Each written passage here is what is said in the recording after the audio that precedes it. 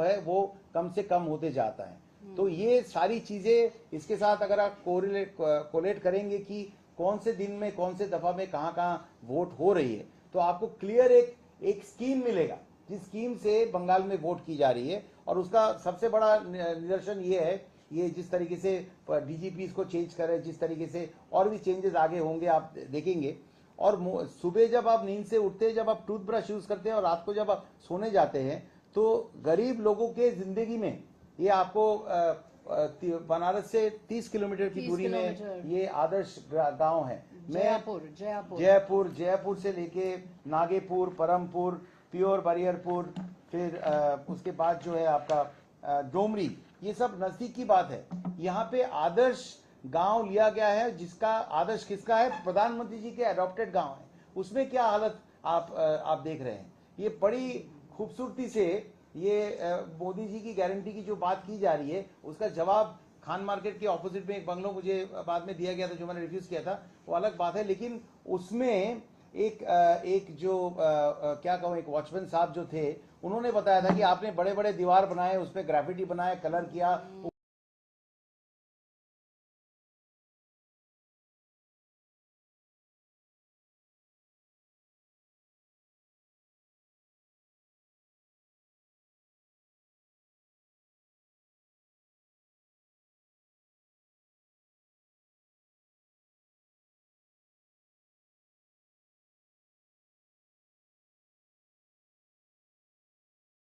Graffiti बनाया, colour किया, लोगों को आप चुनते हैं। ये इसके पीछे कोई लॉजिक भी नहीं है। और इन मेनी वेज हम इस पे विचार कर रहे हैं। आपको मालूम है बहुत सारे पिटिशंस इसके बारे में और भी सुप्रीम कोर्ट में सुनेंगे। बट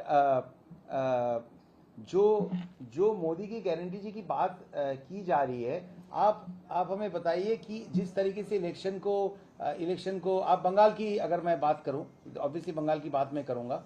आप देखिए कि 2 दिन में 2 बार डीजीपी को बदल दिया गया है। हमें किसी ऑफिसर के खिलाफ कोई बात नहीं है, सारे कॉम्पिटेंट है। लेकिन ये किस तरीके का वो है।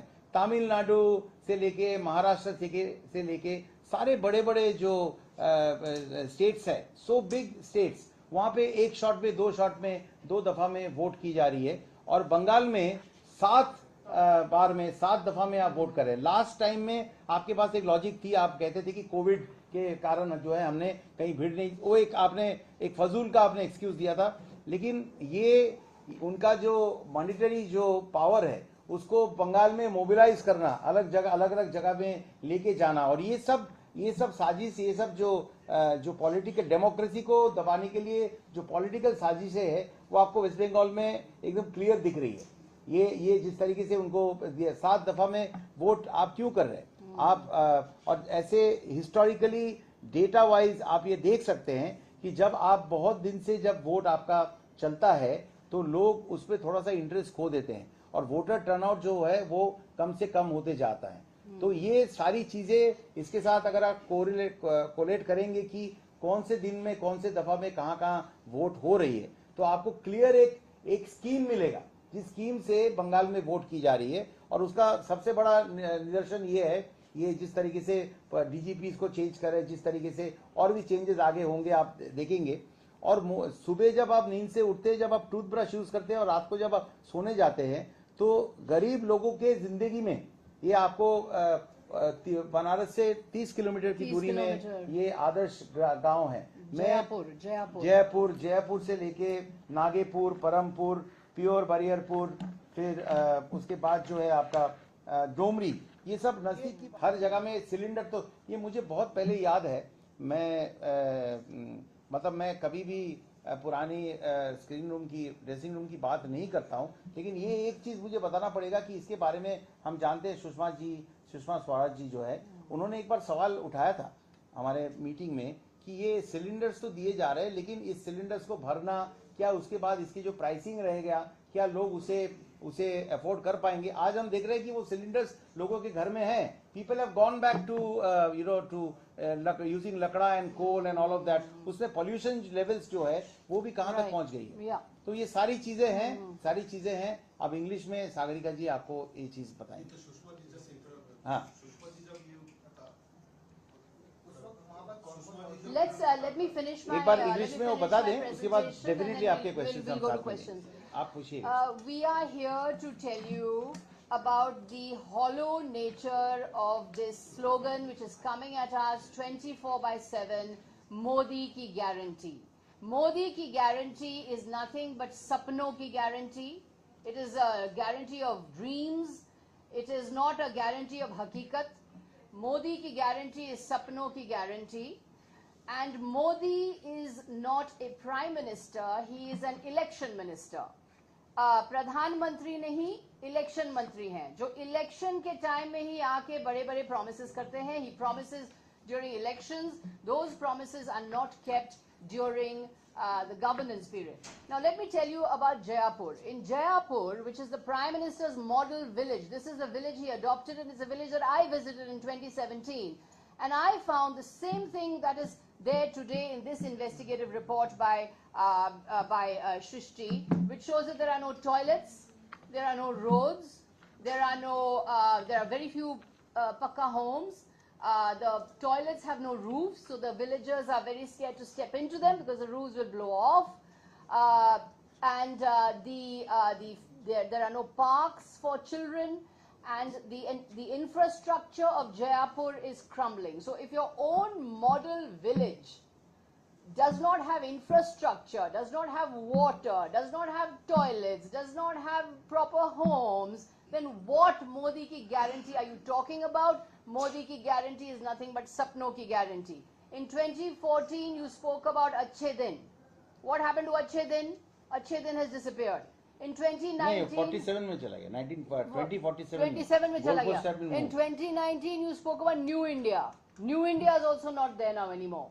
Now in 2024, you're talking about Amrit Kal, and you're talking about Viksit Bharat.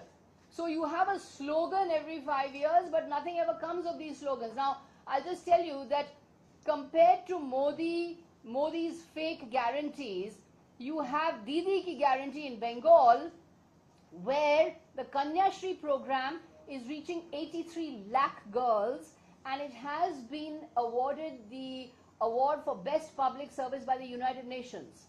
Absolutely. Now, what is happening in as far as Nari Shakti is concerned in Modi ki guarantee? You have women wrestlers dragged on the street protesting against star BJP MP Brij Bhushan Sharan Singh, who is still there. Nothing is going to happen to him. He's untouched. So this is Modi ki guarantee for you. You have the crimes against women committed in Unnao. You have the manner in which the BJP's original Asansol candidate, which Babul actually pointed out, was someone who was actually making videos talking about Bengali women as Bengal ki mal. He was talking about women like this. So in deplorable language. So is this Modi's guarantee on women? Is this Modi's guarantee on welfare? Now I'll give you some shocking statistics that exist now. The two basic features of the Modi period have been joblessness and inequality. The top 10%, this is according to an Oxfam report, in India the top 10% hold 77% of the national wealth. 50% own just 10% of the national wealth. 42% of graduates between the age of 20 and 25 are unemployed. 30% children are stunted and wasting. According to the latest ASER report, 8th standard children cannot read a class 2 text. Now this is what is happening to health, this is what is happening to education, this is what is happening to the kind of inequality that we are seeing. Let us look at the employment figures of nationally and the employment figures and unemployment figures in Bengal. Now in 2023, the Modi government nationally has the unemployment rate, which was over 8% in December 2023, has come down now to about 7%. But in Bengal, the unemployment figure in 2023 is 4.8%. So unemployment is much less in Bengal than it is nationally. I just want to, I want to just add something Yeah. that comes to my mind. we have actually, to cripple the judiciary or make it weaker. I think judiciary is the pillar in which the country has a lot of faith. We have once had the CGI crying actually in a press conference saying that please appoint judges, please Right. fill up the spaces in the judiciary. Right. Today we have crores and crores of cases lying without any. कोई भी आप अगर देखेंगे CGI के पास जितने जजेस हमारे देश में जितने करोड़ों अरबों केसेस जमा हुई है, जुडिशरी प्लीड कर रहे हैं, आंखों में आंसू है सीजीआई का कि आप एम्प्लॉयमेंट करिए. जुडिशियरी में भी एम्प्लॉयमेंट नहीं हो रही, उसके फाइल पे रोक के रखा गया है. तो आप मतलब किस तरीके से pillars of democracy election You commission know, की and बात according to the latest figures from the United States, the third largest cohort of illegal migrants to the United States is now from India. India makes up the third largest cohort of illegal migrants to the United States. And why is that happening? That is Modi's Achhe Din for you. That is New India for you. That is Amrit Kal for you.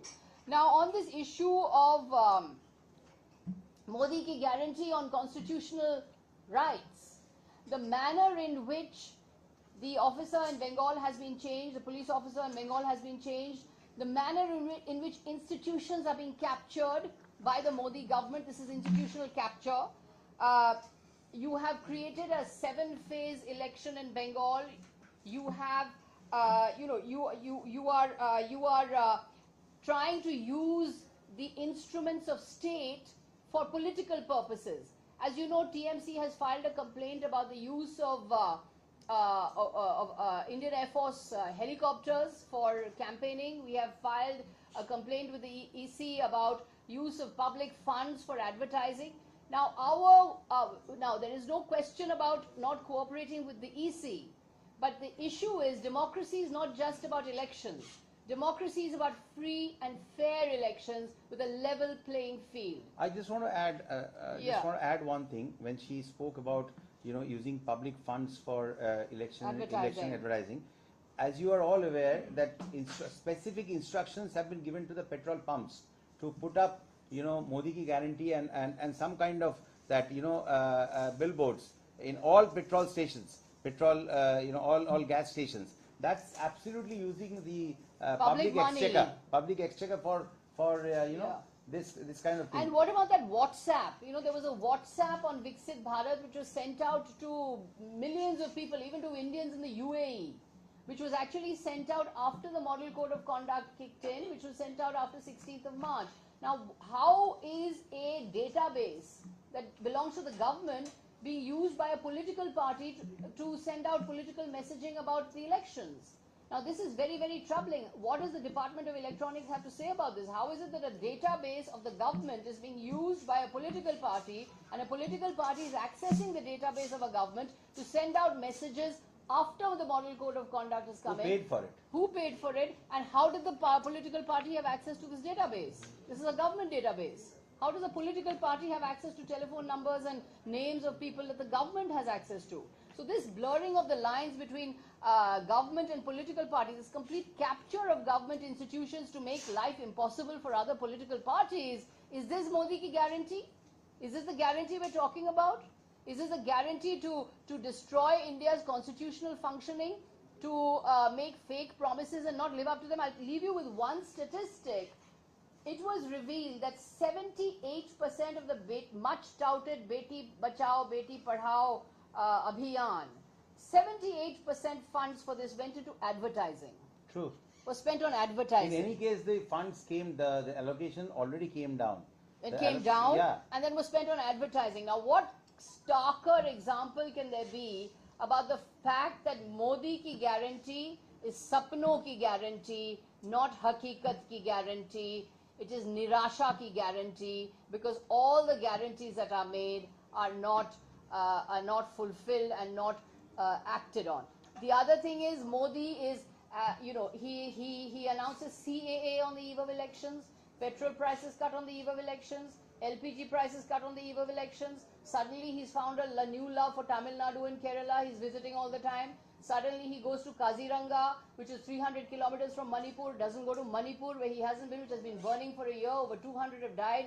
Unprecedented abduction of military personnel is happening in Manipur. So clearly Modi ji is not a Pradhan Mantri, he's an election Mantri, and his Modi की guarantee is सपनों की guarantee. एक चीज मैं यहाँ पे जोड़ना चाहूँगा Sagarika, just as the last thing, वो व्हाट इज दैट जल हर घर जल वाली बात, जल अभियान, जल अभियान, मैं बहुत दूर नहीं जाना चाहता हूँ, मैं वाराणसी के आसपास में ही रहना चाहता हूँ। आपने ये जो आपने गांव देखा है, हर जगह में ना ही सिर्फ लोगों को पानी मिल रही है, बट ये हैंडपम्प्स जहाँ पे दिया गया है, जैसे ये प्योर बरियापुर विलेज में जो हैंडपम्प दिया गया है, उसमें से पॉल्यूटेड वाटर निकल रही है। तो अगर आप हर घर जल की बात कर रहे हैं, तो कम से कम वाराणसी के आसपास में जो आपके लिए हुए अडॉप्टेड गांव हैं, वही तो सबसे बड़ा एग्जाम्पल वहीं पे नहीं है। अच्छा, आप सब लोगों के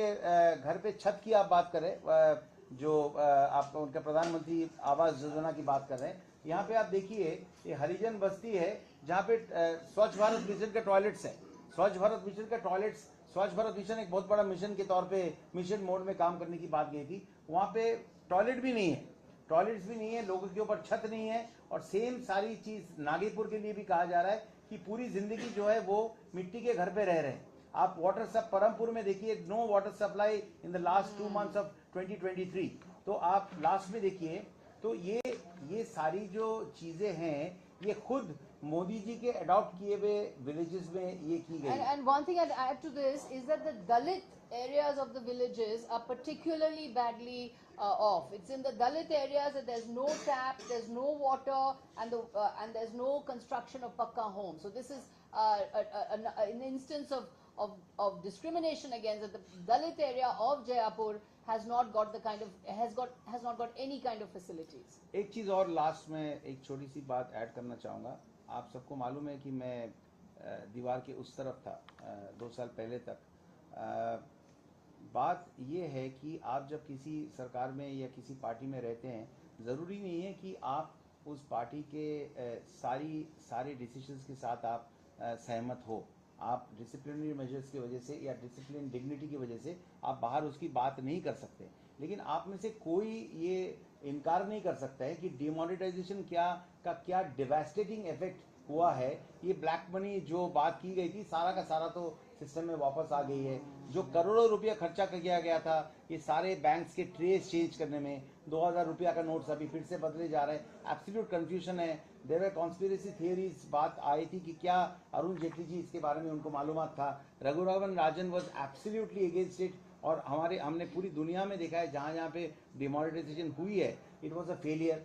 उसके बाद अगर आप देखेंगे रातों रात लॉकडाउन घोषणा करना, ठीक है, आपके पास पावर है, आप टीवी में आके अनाउंसमेंट करते हैं, लेकिन उससे जो माइग्रेंट लेबर्स है उनकी क्या हालत हुई थी, और मतलब उनको किस जगह पे लेके गया था, कहाँ तक उनको पुश किया गया था, ये भी हम लोगों ने देखा है। कोविड में ऑक्सीजन के लिए क्या क्या घोटाले हुए हैं वो भी आपको मालूम है, सारी चीज़ें आपके सामने हैं। और सबसे बड़ी बात है ये सीए को लेके हम बिल्कुल ये कह सकते हैं कि ये हमारे इंटरनल मैटर है, इसमें किसी को बोलने की कोई हक नहीं है।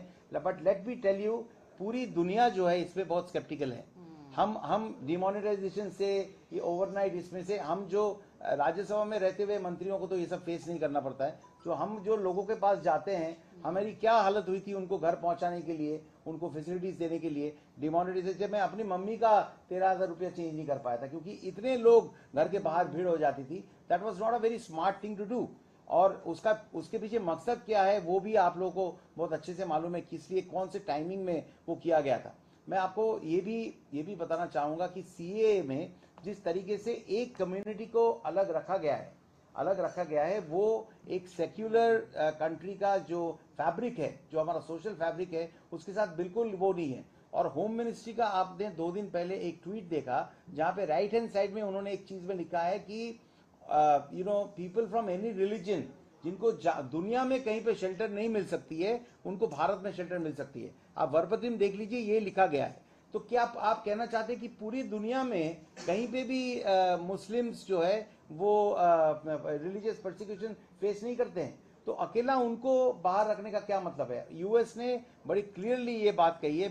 मिस्टर मिलर ने, जो वहाँ के है spokesperson, I think ministry of external affairs का, उन्होंने क्लियरली ये बताया कि we are keeping a very close watch on this particular implementation of this particular act CAA, और उसमें एक डेमोक्रेटिक कंट्री में the religious freedom and the freedom of of every religion to practice their own way, their liberty to speak, ये सारी चीजें जो है question mark है. हम इसको बहुत क्लोजली ये कर रहे हैं, और फाउंडेशन ऑफ डेमोक्रेसी जो है, that the main foundation of democracy seem to have been breached with this particular thing, because CAA को आप किसी भी तरीके से NRC से अलग नहीं कर सकते. Those are two processes that are going to be brought together. और असम में इसकी क्या हालत हुई है आप ये देख सकते हैं. तो ये सारी चीजें जो है, ये मोदी जी की गारंटी की जो डार्क साइड है वो बहुत स्पष्ट रूप से लोगों के सामने लेके आया. That's a point to emphasize. Is Modi ji ki guarantee about defining citizenship on the basis of religion? Is religion going to decide who is a refugee and who is a so-called infiltrator, or what Amit Shah ji, Home Minister, likes to call Ghuspetia? Will religion decide who is a refugee and who is a Ghuspetia? If religion will decide, then who is playing vote bank politics? We or the BJP or Amit Shah? The other thing is that CAA is violative of Article 14. It is violative of Article 15, which prohibits religious discrimination. It is an unconstitutional law, and Modi's guarantee is turning out to be a situation where the poor and the vulnerable are being targeted. As you know, what happened in the NRC exercise in Assam? In the NRC exercise in Assam, Babul, you know this. Detention camps and Detention camps, and 13 lakh Hindus were deprived of their citizenship. 13 lakh Hindus were deprived of their citizenship. So the poor and the vulnerable will be targeted through this NRC exercise, which is why the Trinamool Congress is saying a firm no to CAA, no to NRC, no to citizenship being defined on the basis of religion. तो main अभी जैसे सागरती जी ने कहा है, she said that Modi की guarantee जो है वो एक सपनों की गारंटी है.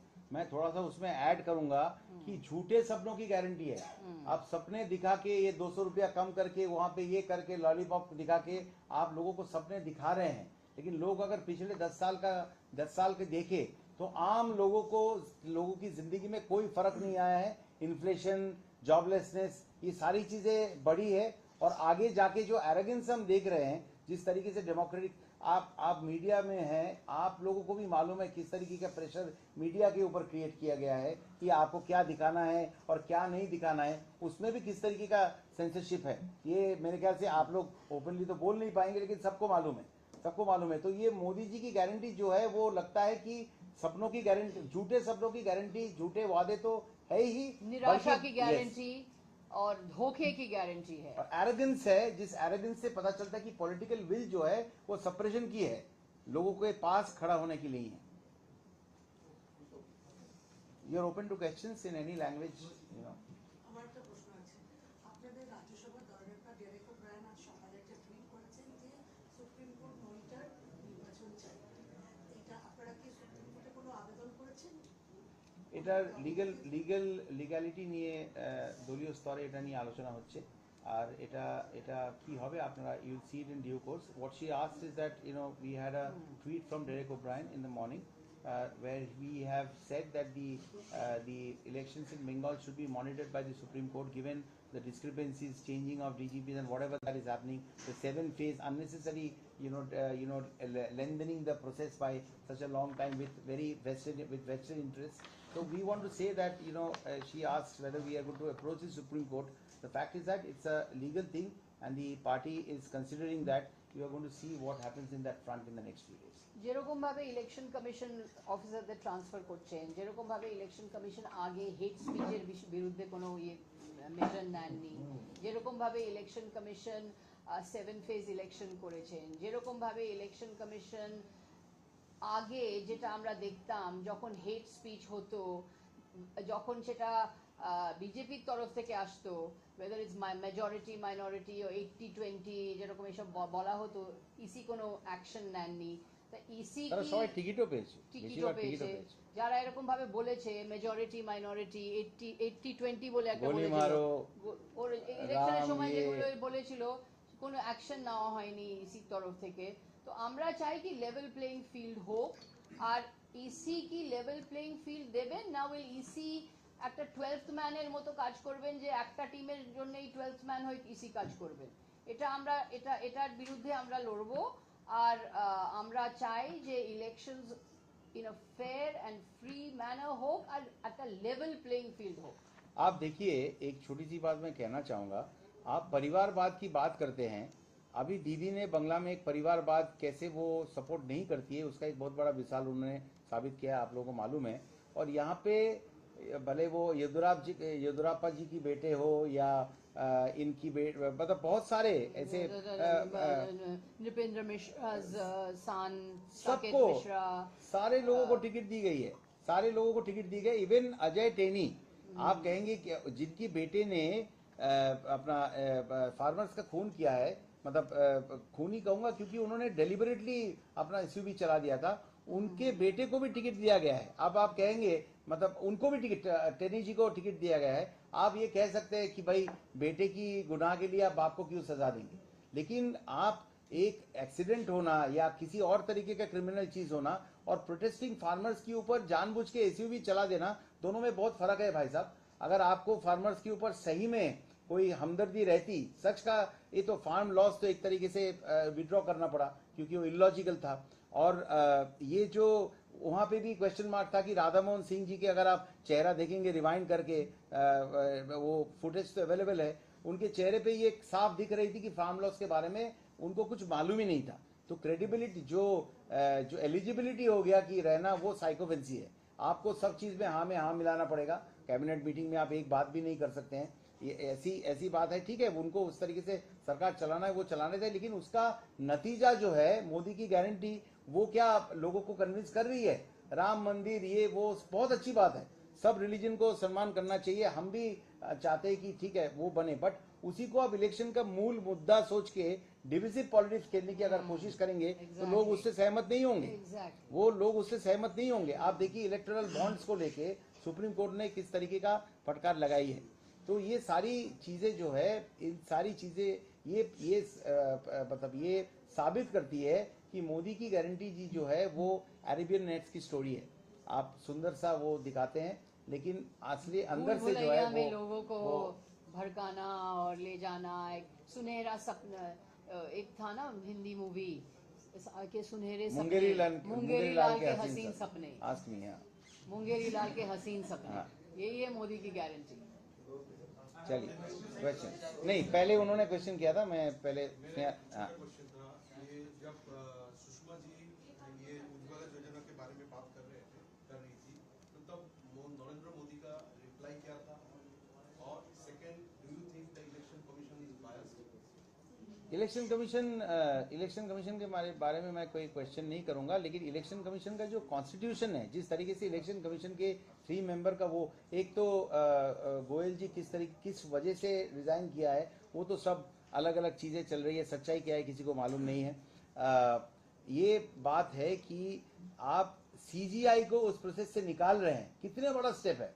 आपका मेजॉरिटी है, उसलिए आपने सीजीआई को उसमें से निकाल दिया आपने, और उसमें आपने ये कितना ब्लेटेंट हो सकता है। ये मतलब डिक्टेटरशिप नहीं कहेंगे, ये तो पुतिन जी 87% वोट लेके वहां पे जीते हैं। आप इलेक्शन कमीशन में जो है, बहुत कॉन्ग्रेचुलेशन टू पुतिन साहब, आप मोदी जी उनको हक कर रहे हैं, उनका फोटोग्राफ भी सुबह आए हैं, तो बहुत अच्छी बात है। कम पैसे में तेल दे रहे हैं तो ठीक है, अच्छा है। लेकिन आप देखिए कि कितना ब्लेटेंट और एरोगेंस हो सकती है इस डेमोक्रेसी में, जहाँ पे peoples power is the real power.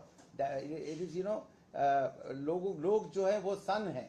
The power that the politicians and the people in the constitutional post get is a moon. That is power, shared power है, मतलब that is a inflict sunlight से उनको वो रोशनी मिलती है। वहाँ पे आप इलेक्शन कमीशन में आप प्राइम मिनिस्टर रहेंगे, उनका एक कैबिनेट मिनिस्टर रहेंगे और उनके साथ एलओपी रहेगा। तो एलओपी का रहने का क्या जरूरत क्या है भाई? कैबिनेट मिनिस्टर किसी की हिम्मत है जो प्रधानमंत्री जी बोलेंगे उसको आप उससे आप नकार देंगे, उसको बोलेंगे हम सहमत नहीं है। तो मेरे ख्याल से तो उस मीटिंग में एलओपी का जाने का कोई मतलब ही नहीं है, मतलब भी नहीं बनती है। तो ये भी आप देखिए, तो इलेक्शन कमीशन करप्ट है क्या है, ये मैं इस तरीके से टिप्पणी मैं नहीं करना चाहूँगा, लेकिन हम चाहेंगे कि फ्री, जो सागरिका जी ने बहुत सही तरीके से कहा है कि फ्री एंड फेयर पोल्स हो और लेवल प्लेइंग ग्राउंड्स हो। एज वी सी, बंगाल में लेवल प्लेइंग ग्राउंड्स तो हमको नहीं दिख रहा है। आप सेम शेप के, सेम एरिया के स्टेट्स में, सेम बड़े स्टेट्स में आप एक में आप चुनाव कर रहे हैं। वाई 7 इन बंगाल? क्यों? आपने तो ऑलरेडी इतने कंपनी जो है आपने बोल दिया है, जम्मू कश्मीर से भी बंगाल में आप ज़्यादा कंपनी आप भेज रहे हैं। तो क्या क्या मोदी जी की गारंटी है? आई एम वेरी श्योर कि लोगों को ये इसकी सच्चाई जो है वो समझना जो है वो शुरू हो गई है। चलिए, सुषमा जी के बारे में आप पूछ रहे थे। मोदी जी कुछ नहीं कहे, मुझे उसके बारे में कोई टिप्पणी फिर भी नहीं करना है, क्योंकि वो काउंसिल ऑफ मिनिस्टर्स की मीटिंग थी। मैं उसके बारे में ये नहीं कहूँगा, लेकिन ये सवाल उठाए गए थे और सवाल का जवाब क्या है वो जवाब आपके सामने दिख रही है। वो जवाब से आप अपने आप को एसेस करें। लेकिन वही मैं फिर से बोलूँगा कि जैसे हम कलकत्ता में देख रहे हैं, ये शुभेंदु अधिकारी जी जो है वो लोगों को ओपन धमकी देते हैं कि तुम्हारे घर पे आईटी का रेड होगा, तुम्हारे घर पे ईडी आ जाएंगे, इस तरीके का धमकी देते हैं। लेकिन वो जो खुद सरकार के हिस्से थे इतने सालों तक, मैं उस इनडिग्निफाइड वे में मैं नहीं जाना चाहता हूँ। तो अंदर क्या बात हुई थी वो मैं नहीं बताऊंगा दादा आपको, लेकिन ये जरूर बताऊंगा कि उसका नतीजा क्या है वो लोगों के सामने है। सिलेंडर्स के ऊपर जो है कपड़े रहते हैं, लोग कपड़े सुखाते हैं, यही है। जिनको 2 मिला है तो साड़ी सुखाते हैं, जिनको 1 मिला है वो शर्ट सुखाते हैं, यही बात है। हाँ, हिंदी में करिए तो सबको, हाँ बांग्ला हिंदी दोनों में करिए। हाँ, West Bengal is the only state जहाँ पे पिछले 3-4 चुनाव में सबसे ज्यादा वायलेंस देखा गया है, सबसे ज्यादा ह्यूमन लॉस, लाइफ लॉस हुआ। तो this is not the reason कि इसके लिए इतना कंपनी भेजा गया है, इतना सेकेंड फेज में किया जा रहा है। नहीं, कोई बात नहीं है, आप कंपनी भेजिए ना, लेकिन आप 2 दफा में वोट करिए, 2 दफा में वोट करिए, क्योंकि हिस्टोरिकली डेटा वाइज हम हर तरीके से हम देखते हैं कि वोटर्स इंटरेस्ट कम होते हैं, और जिन जिन जगह पे वोट जो डेट पे किया जा रहा है उसके साथ आप ये डेटा को कोरिलेट करिए, आपको एक स्कीम नजर आएगी, डेट्रीमेंटल एक वेस्टेड इंटरेस्ट वाला स्कीम नजर आएगी। आप कंपनी भेजिए ना, और ज्यादा भेजिए। कंपनी तो आप 2021 में भी तो भेजे थे, क्या नतीजा आया था आपको मैं क्लियरली बता दूं। 2 ही लोग थे, एक मुकुल रॉय, एक मैं, जो कलकत्ता में वेस्टिन होटल में बैठ के सीधा अमित शाह जी को ये कहा था कि नीचे आपकी जो हालत है, आपको सब झूठ बोल रहे हैं, ये नेता जो है सब झूठ बोल रहे हैं, आप 80 क्रॉस नहीं कर पाएंगे।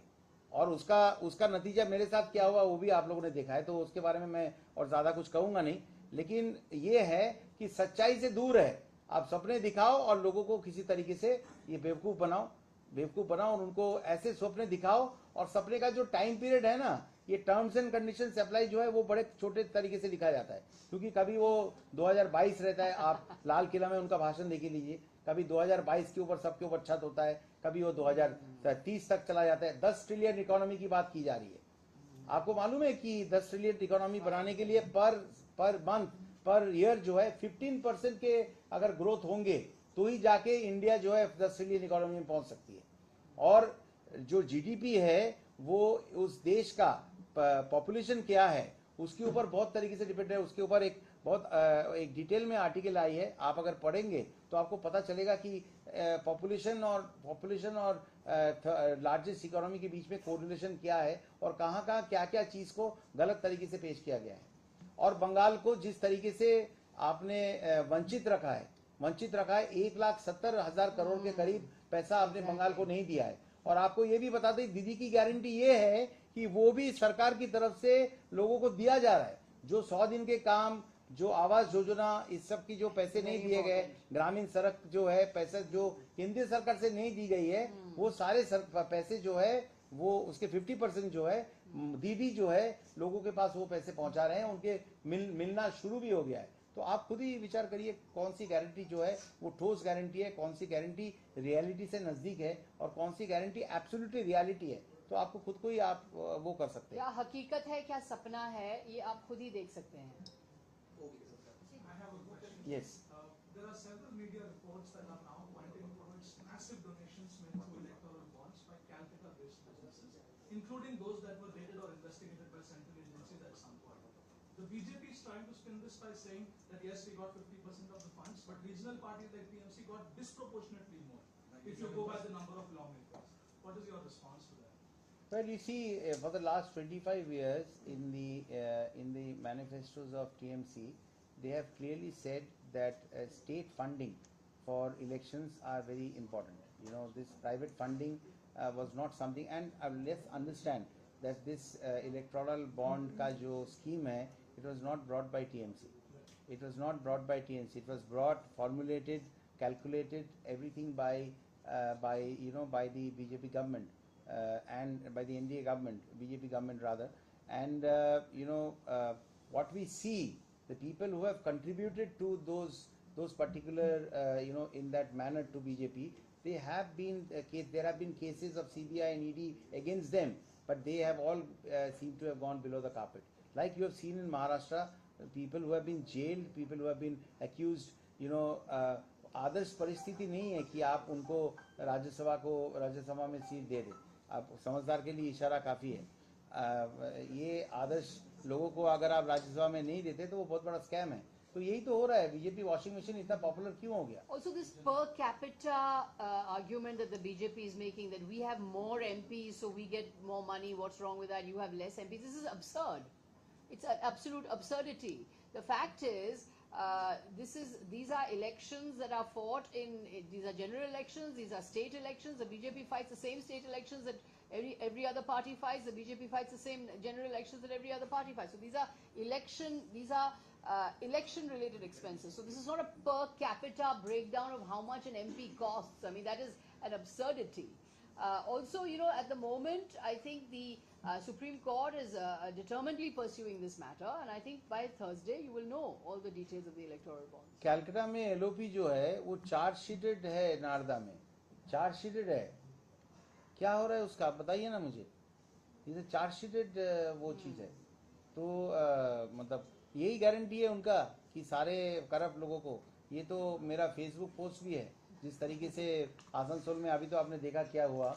इसके पहले भी सारे जितने भी माफियाज थे, कोयला माफियाज थे, उनको सबको पार्टी में लेके गया था, मुझे दरकिनार करके. वो भी सारे रिपोर्ट्स आप लोगों के पेपर्स में हैं. जो बंगाली जो फॉलो करते हैं, या फिर विजेंद्र जी है, और भी लोग हैं जो बंगला फॉलो करते हैं. आप लोगों को सब सारी चीज़ें मालूम है. तो इट्स बेटर दैट ये सारे क्लैरिफिकेशन जो है, सच्चाई जो है, वो लोगों के सामने आए, और ये यूफोरिया में ना रहें कि मोदी जी की गारंटी की भले आप स्टेट फंड्स यूज़ करके पेट्रोल पंप में उसमें सब में लगाइए, लेकिन लोगों के दिल में जो क्वेश्चन मार्क्स है, आम जनता के दिल में जो क्वेश्चन मार्क्स है, उसको आप बना रहे, इंफ्रास्ट्रक्चर्स आप बना रहे, रोड आप सब कुछ ठीक है, बहुत अच्छी बात है, लेकिन क्या उसके साथ आम लोगों की ज़िंदगी में, क्या रिच एंड पुअर के बीच में, जो इन्होंने बहुत सही तरीके से पॉइंट आउट किया, क्या उसके बीच में गैप कम होते जा रहे हैं? महात्मा गांधी जी ने ये कहा था कि इंडिया जो है उस वक्त 7 लाख गांव में रहती है. ये गांधी जी ने खुद कहा है कि India resides in 7 lakh villages. अब वो विलेजेस का नंबर भी बढ़ गए हैं, बट कहाँ है वो विलेजेस का उन्नयन? कहाँ पे वो हुआ है? जो गारंटीज दी गई है, उनके खुद के आदर्श गाँव जो वाराणसी के आसपास है, उसके बाहर हम जा भी नहीं रहे. बाकी तो हम जाएंगे तो बहुत दूर तक पहुँच जाएंगे, बात निकलेगी तो दूर तक जाएगी. लेकिन ये जो आपका वाराणसी के आसपास के जो है, वहाँ पे आप हालत देखिए. चलिए. स्पीकिंग ऑफ उनकी आप बोल रहे हैं कि एजेंसी का इस्तेमाल कर रहे हैं, बाकी लोगों को अपनी पार्टी में ज्वाइन कराते हैं.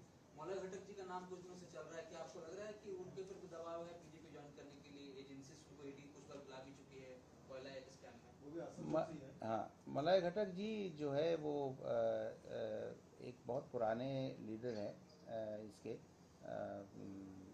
टीएमसी के, और आपको खुद ही जो आप क्वेश्चन कर रहे हैं, खुद ही आपको इसका जवाब आपको मिल जाएगा.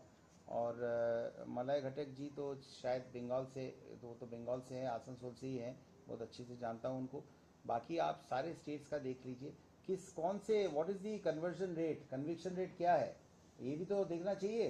कन्विक्शन रेट क्या है? आप ईडी से आप गिरफ्तार कर रहे हैं उनको, आप कस्टडी में ले रहे हैं उनको, व्हाट इज द चार्जशीट? और सुप्रीम कोर्ट ने बहुत बड़ी फटकार लगाई है कि ये सत्येंद्र जैन के केस में शायद उन्होंने कहा है कि कहाँ है आपका चार्जशीट? अगर आप इतने श्योर है तो आप चार्जशीट पेश क्यों नहीं कर रहे? तो आप बस लोगों को उठा लेंगे, उनको डराएंगे, धमकाएंगे, जेल में डाल देंगे, फिर कुछ दिन के बाद उनको बेल मिल जाएगा, और फिर डर के मारे बहुत लोगों को हम देख रहे हैं कि वो इसमें बीजेपी में ज्वाइन कर रहे हैं. ये तो सच्चाई है, मैं कोई झूठ तो नहीं बोल रहा हूँ. और मैंने आपको पर्टिकुलर केस का भी बात दी थी कि जहाँ पे सुप्रीम कोर्ट ने बहुत बड़ी फटकार लगाई है कि कहाँ है आपका चार्जशीट, कौन कौन से केस में चार्जशीट दिया गया, जरा आप ही उसका लिस्ट बनाइए। आप बना नहीं पाएंगे क्योंकि आपके ऊपर भी बहुत भयंकर प्रेशर है। अब जो मीडिया जो है उनके ऊपर भी बहुत प्रेशर है। हम उसके साथ we empathize with it, we sympathize with it. आपको हम फटकार नहीं लगा रहे, वी सिम्फेथाइज। मैं तो अच्छी तरह से जानती हूँ कि आपके ऊपर क्या प्रेशर है। एक टाइम पे संजय गांधी जी ने सारे प्रेस थे उसमें से इलेक्ट्रिकल लाइट जो है वो बुझा दिया था। आप लोग की तो एनलाइटमेंट जो है उसको भी दबा के सप्रेस करके रख दिया गया कि ताकि आप अपने जो वो है, जैसे सृष्टि जी जो है इन्होंने ये करके सृष्टि has done this, जो जयपुर का जो स्टोरी है, सृष्टि जायसवाल। सृष्टि Jaiswal has done the story. Any more questions, please? I'm sure you have much, but are you allowed to ask?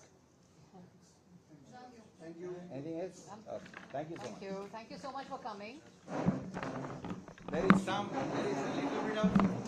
a little bit of snacks, not to नहीं, solo कुछ भी नहीं।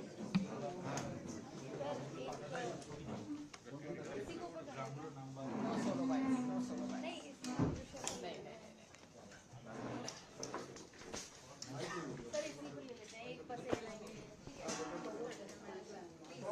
Individual मैं नहीं दे पाऊंगा, अलग से लीजिए आप, यहाँ पे मत लीजिए, बाद में